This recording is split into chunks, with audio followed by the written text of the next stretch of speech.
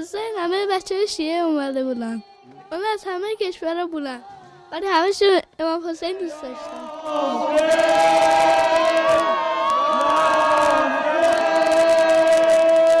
اینجا نیویورک هستم و خب با چند تا بچه ها صحبت کنم. چرا اینجا هستی؟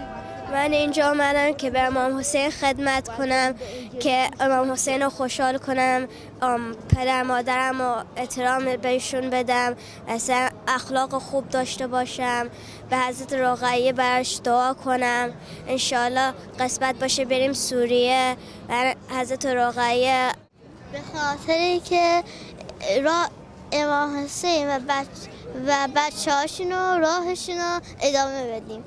من امام حسین رو خیلی دوست دارم. حالا من اومدم که امام حسین شهید شده.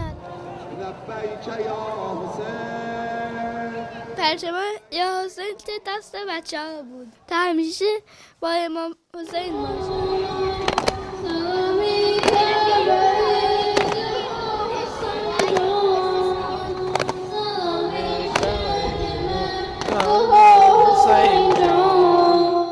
طفل یتیمی ز حسین گم شده. اصل آشوا هم بچه ها برای بچه امام حسین شمع روشن کردن. وا ویلا وا ویلا.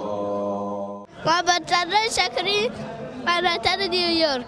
حسین منی نور عین منی تو حسین منی